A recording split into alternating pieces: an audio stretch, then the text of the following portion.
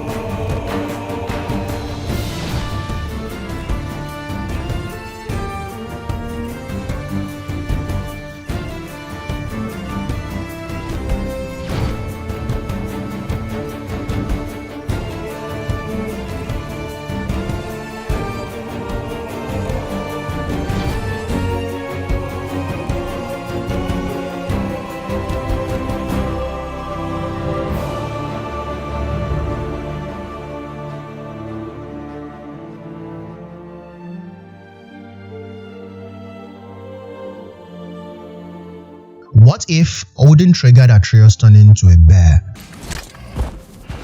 Atreus, where are you?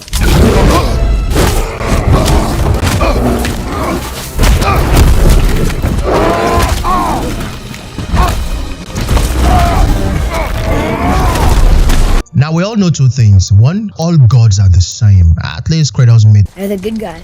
There are no good gods, boy. Thought I taught you that. And gods are people who play by the same rule book. Two, Odin is a highly intelligent being. When we put these two things together, we get a recipe to the same disaster that is Kratos killing his family with his own two hands. All the handwriting is on the wall if you really think about it, because for example, Baldur visits them just moments after the protection stave is broken. Odin and Thor visit after they came back, where the whole Freya issue. Everything becomes clear when we really think about it. Why was it that after the fight with Atreus, Bear Atreus, that Thor and Odin came knocking? If you really think about it, that is because Odin has put things in place first to see if Kratos will actually take down his own son in bear form. With that, there will be no need to trigger all the discussions that ensued afterwards.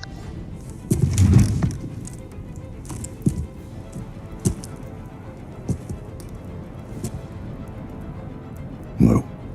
I mean, yes, intense emotions like loss triggers Atreus' transformation, but then who's to say Fenrir's illness even was not engineered by Odin himself, which in turn led to Atreus' transformation? Or probably it was just Odin lurking somewhere in the woods after Atreus probably took a walk or something. Well, the game doesn't say definitely, but if we really think about it, this idea is not so far-fetched, especially when Atreus is a god that really connects with animals. And then we see that at one point in time, during the bear form of Atreus loses control so much that he kills an animal. Now, if we put that into perspective, we see that Atreus' transformation was not normal. It was not just those X-Men moments where you just get to learn about your past for the first time. Even during that transformation, Atreus is supposed to have heightened connection with the animals that he loves. And later on in the game at Jotunheim, you would actually see that was the case. And number 4, Duelin and the rest of Nidavellir gave away that they were in on Odin's deception. One of the biggest, if not the biggest twist in God of War Ragnarok was finding out that Tyr wasn't, Tyr. Here it is. It's all led to this. If we can get inside, I'm going after Odin. And because of that, we lost Brok. I know, very, very painful. But did you know that the indications were there all along that Tyr wasn't actually Tyr? And no, I'm not talking about the fact that that the spelling of Tyr indicated that there was something wrong and all. No, I'm talking about Duelin, the person that gave them the map to where they would find Tyr. And of course, the rest of the folks at Nidavellir. From the moment Kratos and his son stepped foot in Svartalfheim, we knew that there was something wrong, and more so when we went back to that same realm alongside Odin and the different side missions that we did alongside Mimir and other people. All these gave us the picture that Odin had his firm hand wrapped around the entire realm of Svartalfheim. And now, if that is the case, why would it be that easy just to find Tyr? I mean, Odin's ultimate prisoner. Because later on in the game, we get to see how Odin protects things or people that matter to him most. Freya's bondage, real Tyr's prison, and in fact, the entire realm of Vanaheim. That is the moment we were supposed to know that there was something wrong with the way we found Tyr. If only but nah, there was nothing that we could do. Which reminded me of the game Prince of Persia: The Two Thrones. No matter how much you chase that priestess, you couldn't get her because that is the way the game needed to go.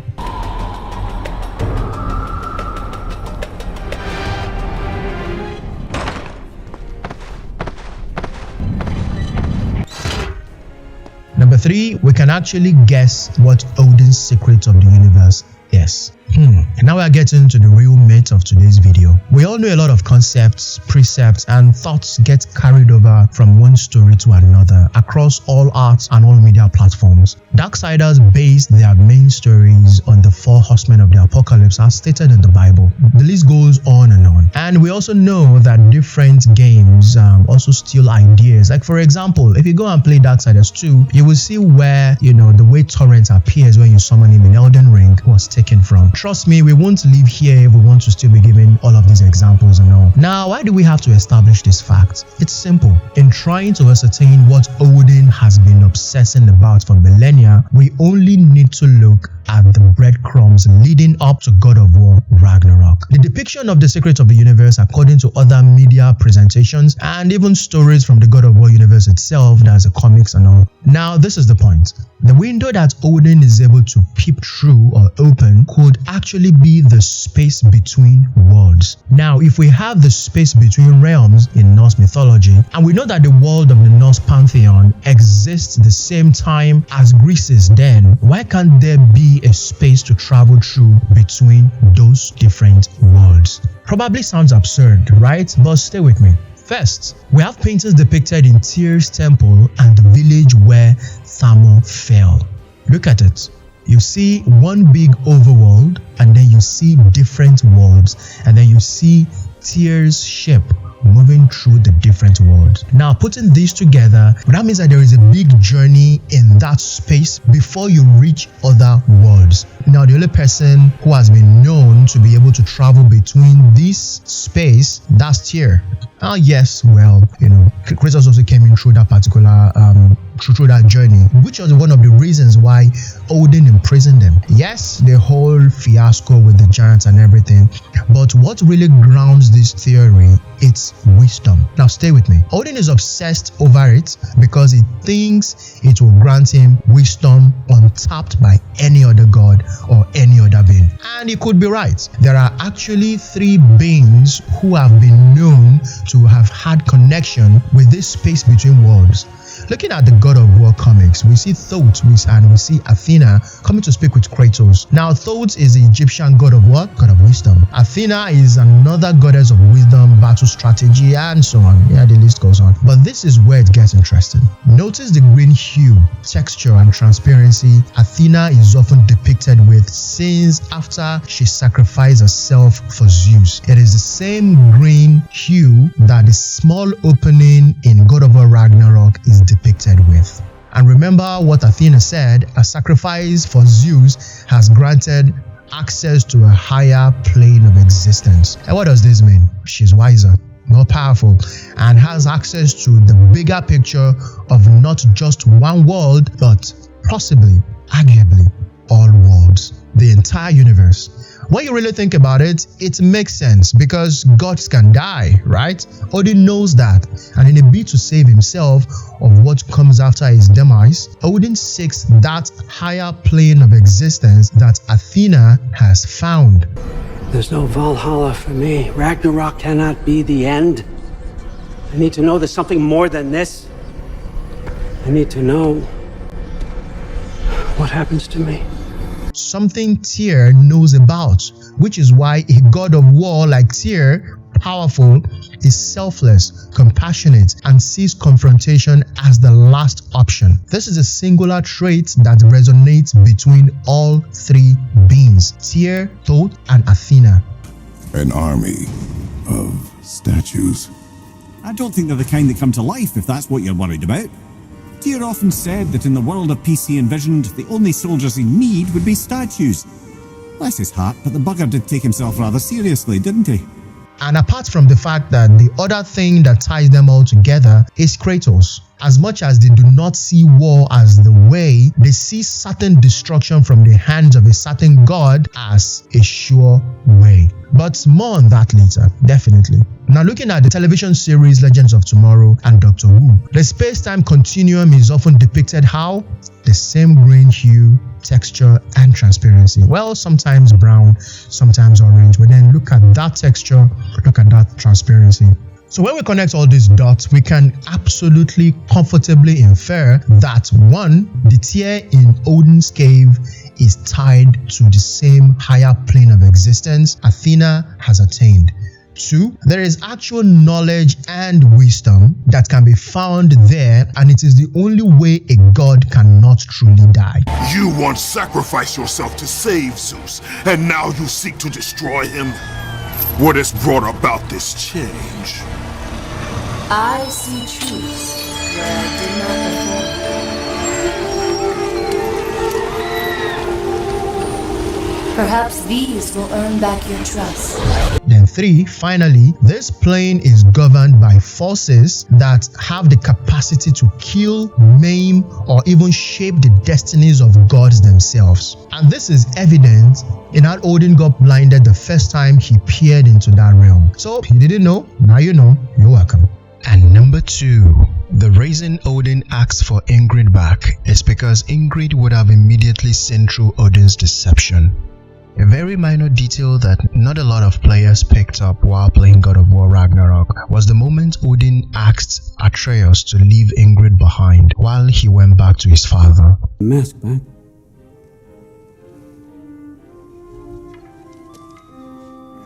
It's not that I don't trust you, you understand? It's the company you keep.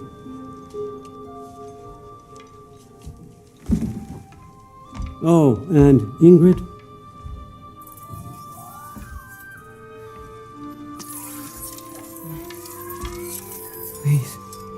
go.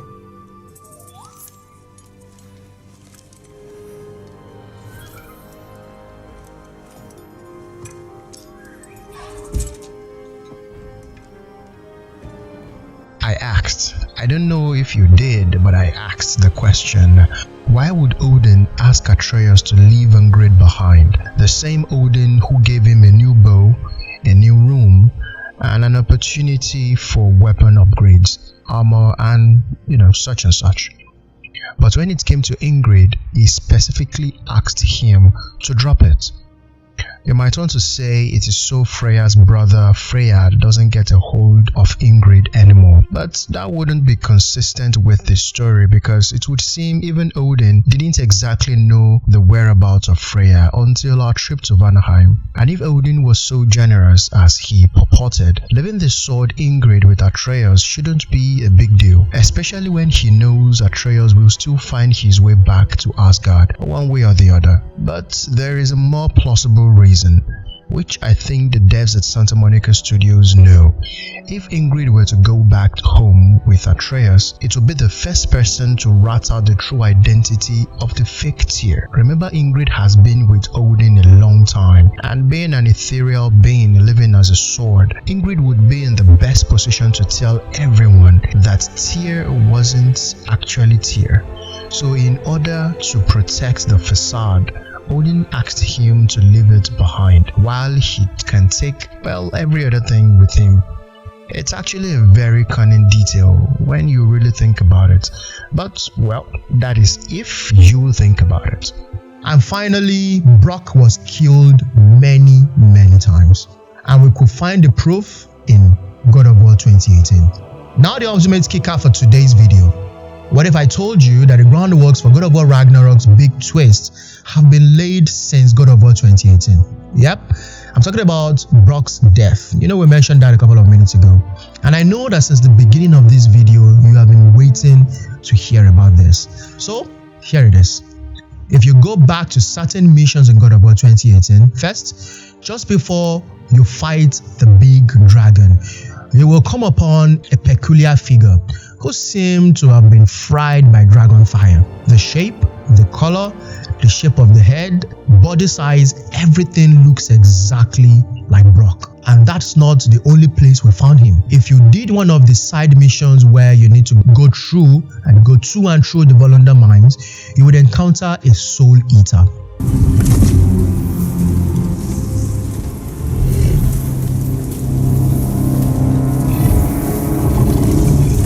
Soul Eater. If that kills us, that's it. No Valhalla, no hell, no afterlife, ever. It does not attack. One thing I've always mentioned when narrating game laws and explaining storytelling behind games like God of War, Elder Scrolls, Elden Ring, and so on, I always let people know that everything has its own implications. Why? It is because we would find someone that looks exactly like Brok. Again, in the mines. But due to what we know in God of War Ragnarok, we can comfortably infer that Brok actually didn't only get killed multiple times, but the real reason why he didn't have all his soul parts back is actually because of the ancient known as the Soul Eater. And that ancient must have actually ate his soul. And another reason why this is so plausible is because he was the one who gave us the mission to go and look for the alchemist. You scare up that alchemist, what needed finding?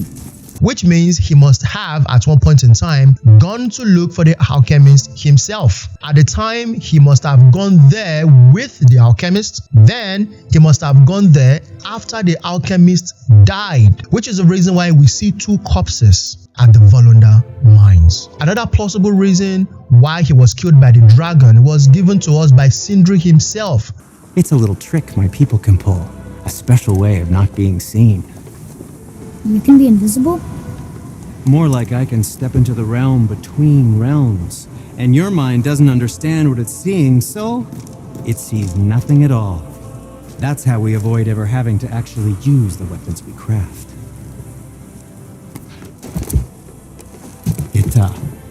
It doesn't seem to work on dragons, though. which means that them being able to disappear and everything doesn't seem to work on dragons. So not only did we actually find out Brok was once dead in part 1 of the Norse saga, we now have an idea why his soul wasn't intact. Because when we actually find Brok injured, about to die in God of War Ragnarok, that was something that Sindri said that was very, very striking, which made me go back to God of War 2018. Maybe if I go back to the lake. Stop it. You know, Sindri said that this is not the first time, and he would actually pack up and quickly go to the Well of Souls and go and fish him out. So probably this is not the first time Sindri has been saving Brok from himself. Probably that would be the reason why his flesh and his body actually looks so blue, looks so pale. And the reason is because he has actually died so many times, and then Sindri has been alone for a while and he doesn't want to be alone anymore, and he keeps resurrecting him because he has the power to do so. And then once the thing happened again, he said, okay, yeah, of course I'm gonna do that once again. But then Brok stops him and said, bruh, I know exactly what you did. And how do we know this? We go through the story of God of War 2018. And those are, for this episode, the top 5 God of War theories from the Norse saga. And if there is anything you agree or disagree or need clarification on, please drop it in the comment section below, and I will do my best to attend to all of them. And before you go, if you enjoyed this video, don't forget to like and subscribe to our channel. You'll be doing us a very, very big solid. Also turn on the notification bell so that you will be buzzed every time we drop a content on this channel. And thank you so much for all the likes and support that you've given us in time past on this channel. And please don't also forget to follow us on IG and TikTok on Mike Akoni, and also on Threads at Mike.Akoni. I'll see you in the next video where I would actually also be talking about more God of War theories, more Elden Ring theories. But then for now, take it easy, guys.